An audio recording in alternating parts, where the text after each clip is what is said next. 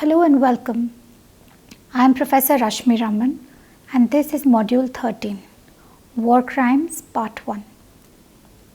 Learning Outcome. In this module, you will gain an understanding of the historical development of war crimes. You will learn the concept of war crimes as it is understood in different treaty regimes and in customary international law. You will also understand the common objective requirements of establishing conduct known as war crimes. Let us begin by understanding what war crimes are. A crime that is committed during an armed conflict can be termed broadly as a war crime. An authoritative definition of war crimes was given by the international law jurist Manfred Lachs. Lachs's definition says that war crime is any act of violence qualifying as crime committed during and in connection with a war and under especially favorable conditions created by the war and facilitating its commission, the act being directed against the other belligerent state, its interests or its citizens, against a neutral state, its interests, its citizens, as well as against stateless civilians, unless it is justified under the laws of warfare. More contemporarily, war crimes have been defined as serious violations of international laws applicable in armed conflict, which are punishable under international law. War crimes are connected to international humanitarian law, as the former is just a subset of the latter. That is, war crimes constitute the violation of those rules of international humanitarian law for which there is punishment in the form of individual criminal responsibility. This, in fact, is the connection between international humanitarian law and international criminal law. Let us look at the history of war crimes. In ancient times, war crimes evolved as violations of the laws of war, which have existed since prehistoric times and whose origins are philosophical. War crimes lie in the difference between a soldier and a mere killer. If an authorized soldier has to differentiate itself from a civilian killer, then it needs to act with honor and to hold itself to a higher standard of behavior. The concept of war crime was present in many ancient civilizations, including the Indian civilization and in China. The concept was first developed in the Indian laws of Manu in the 2nd century BC. The laws of Manu list crimes and the laws which are to be observed in a state of war. They require the king to not depart from them. The laws of Manu prohibit the use of concealed weapons, for example, or weapons which are barbed, poisonous, or with points blazing with fire. They prohibit attack on the retreating enemy forces, attack on an enemy who is already fighting another, attack on asleep, unarmed, those who have lost their armor, observers, and those who are grievously wounded. This underwent, of course, significant changes in medieval times. There are various examples in European history of prosecutions for the violations of laws of war. For instance, Conradin von Hohenstaufen of Naples was prosecuted in 1268 AD for the instigation of an unjust war and was sentenced to death. Peter von Hagenbach was prosecuted in 1474 for violations of laws of war committed in the village of Breisach. The Dutch jurist Hugo Grotius wrote about individual criminal responsibility for the violation of the laws of war in 1625. Grotius wrote that the fact must be recognized that kings and those who possess rights equal to such kings have the right of demanding punishment not only on account of injuries committed against themselves or their subjects, but also on account of injuries which do not directly affect them, but excessively violate the law of nature or of nations in regard to any person whatsoever. From this medieval understanding of Grotius, the laws of war in modern times came to be defined as international humanitarian law in the second half of the 19th century, largely due to the efforts of a Swiss businessman, Henri Dunant, who, after witnessing the horrors of the Battle of Solferino, made an appeal to reduce unnecessary human suffering in war. As a result, the International Commission for the Red Cross was instituted, and various conventions were adopted to regulate and humanize warfare.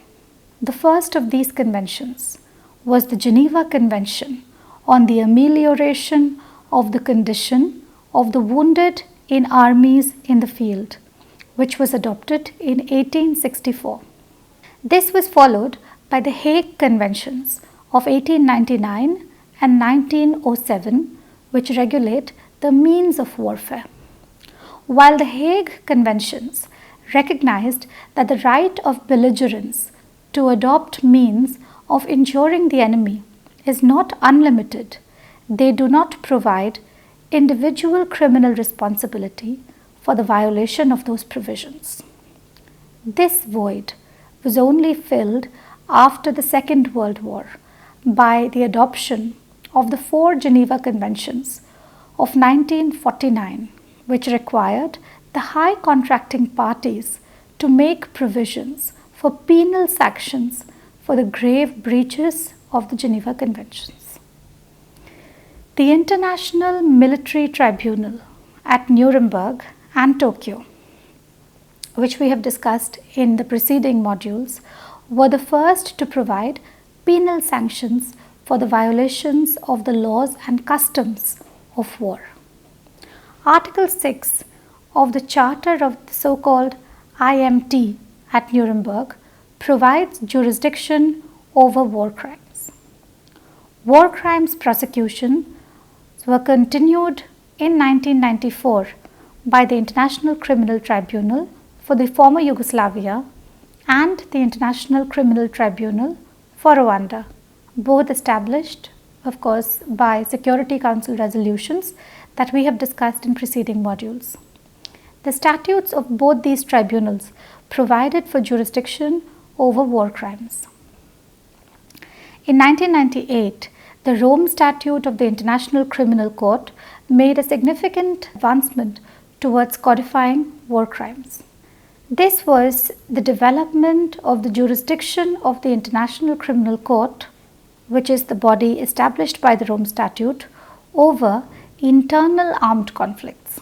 Article 8 of the Rome Statute provides a list of war crimes, both in international and internal armed conflict. What are these war crimes? The International Military Tribunal at Nuremberg. Article 6 of the Charter of the International Military Tribunal at Nuremberg, war crimes were defined as follows: violations of the laws or customs of war.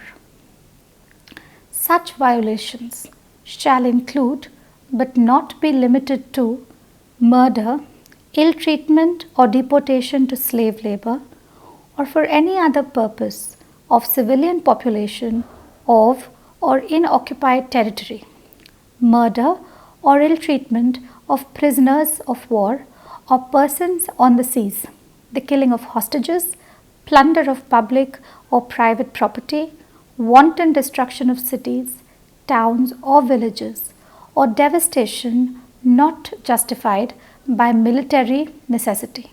Please note that this list is not exhaustive. In its judgment, the International Military Tribunal has held that the rules contained in the Hague Convention of 1907 had attained the status of customary international law, and their violation constituted war crimes not only under treaty but also under customary international law. The four Geneva Conventions of 1949 introduced more war crimes under the chapeau of grave breaches regime. Geneva Convention 1, which is on wounded and sick in armed forces in the field. Geneva Convention 2, on the wounded, sick and shipwrecked of armed forces at sea, 1949. Geneva Convention 3, on prisoners of war, 1949, and finally Geneva Convention 4 on civilians of 1949, as well as the two additional protocols which were adopted in 1977. These together form the backbone of international humanitarian law. The important development was the grave breaches regime. The four Geneva Conventions together listed some of the acts which would comprise grave breaches of the conventions, and these conventions required that the high contracting parties penalize such grave breaches in their domestic jurisdictions under domestic legislation. For instance, Article 146 of the Geneva Convention 4, that is the protection of civilians, states that the high contracting parties undertake to enact any legislation necessary to provide effective penal sanctions for persons committing or ordering to be committed any of the grave breaches of the present convention defined in the following article. In addition, Article 147 of the Fourth Geneva Convention lists these grave breaches as grave breaches to which the preceding article relates shall be those involving any of the following acts if committed against persons or against property protected by the present convention. 1. Willful killing. 2. Torture or inhuman treatment including biological experiments. 3. Willfully causing great suffering or serious injury to body or health. 4. Unlawful deportation or transfer. 5. Unlawful confinement of a protected person. 6. Compelling a protected person to serve in the forces of a hostile power. Or 7. Willfully depriving a protected person of the rights of fair and regular trial prescribed in the present convention. 8. Taking of hostages. 9. Extensive destruction and appropriation of property not justified by military necessity and carried out unlawfully and wantonly. How have the international criminal tribunals understood such grave breaches? The ICTY included in its jurisdiction grave breaches of the Geneva Conventions, as well as violations of the laws or customs of war. The second category contained a non-exhaustive list of 5 crimes.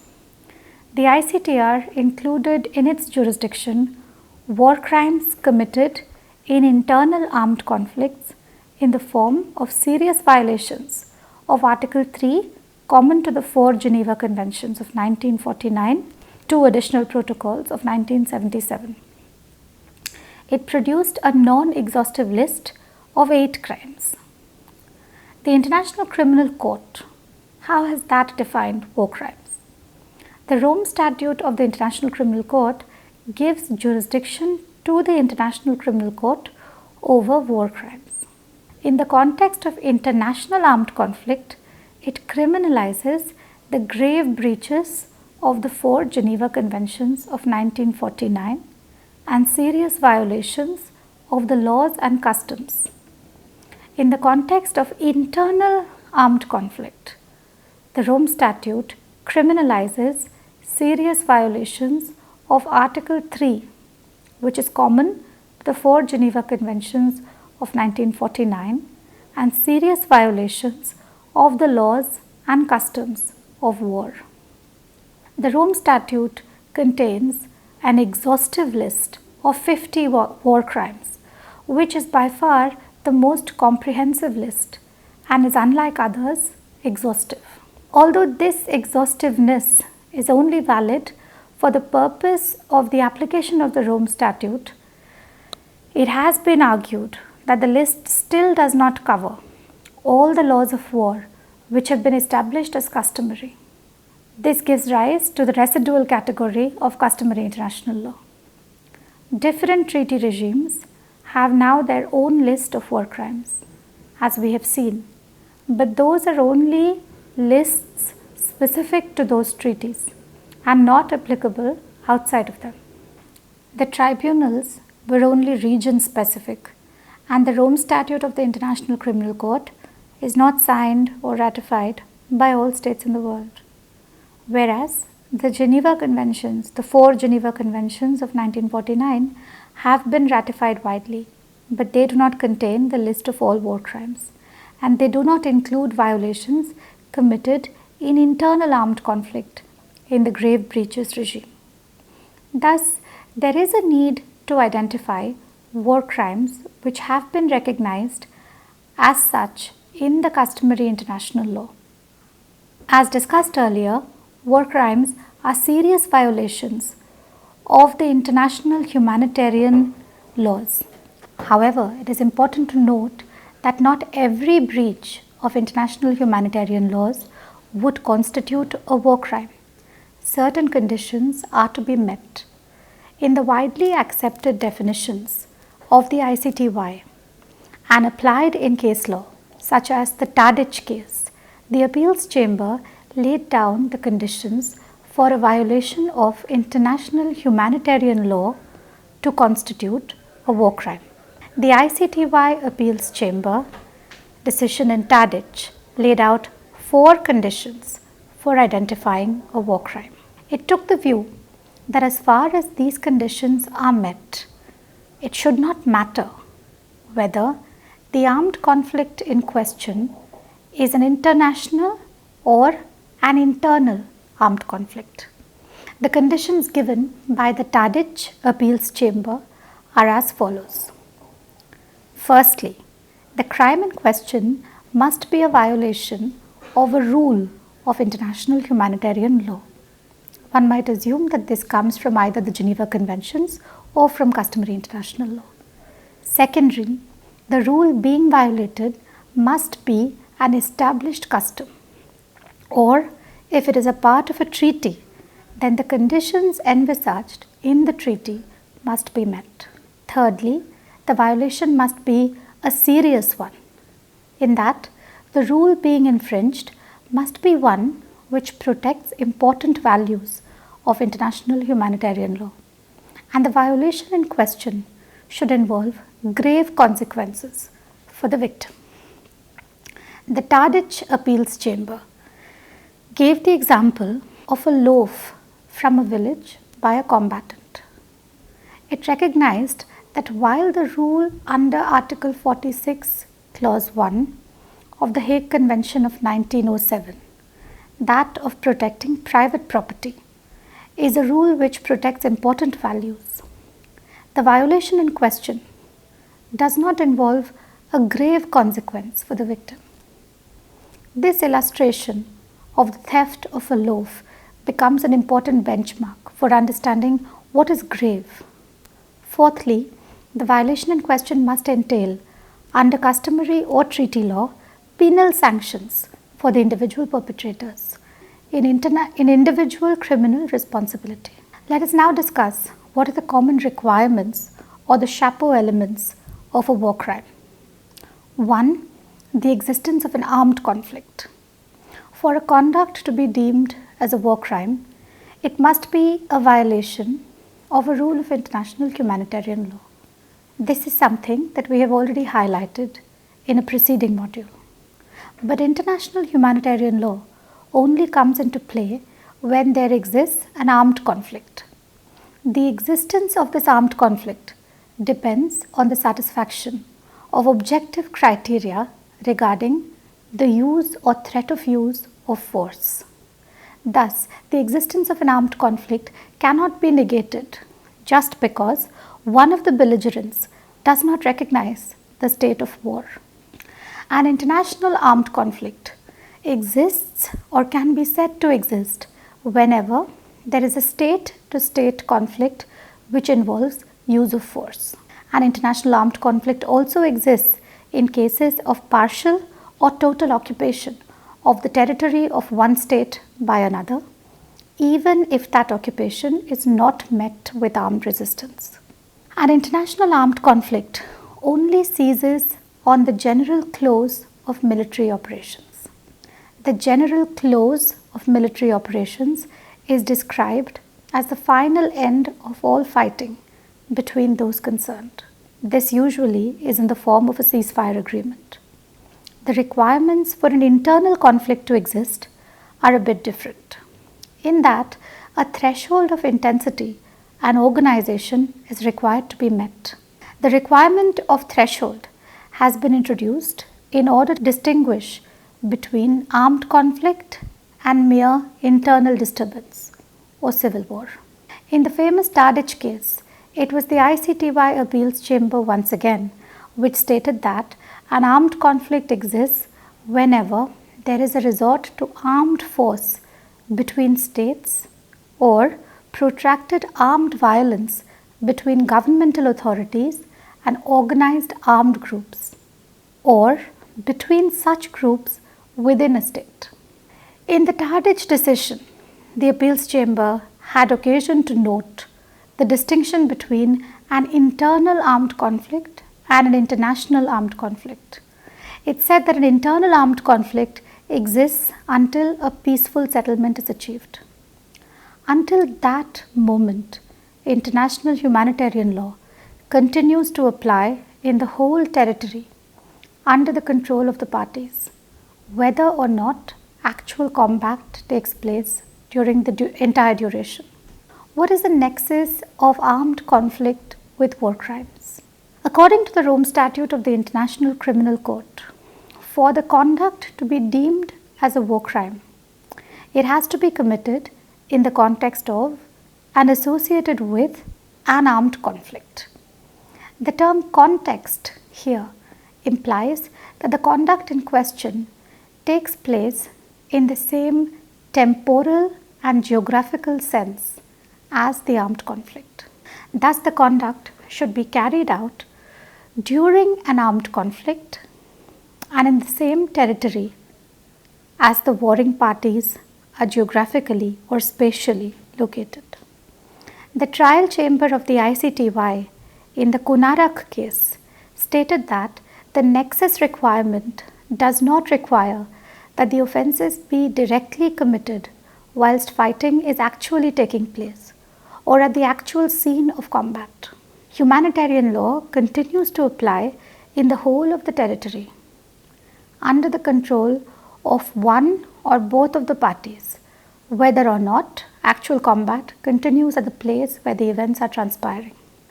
The requirement or the chapeau requirement of the term associated with is similar to the term closely related with, both of which jurisprudential trains come from the ICTY.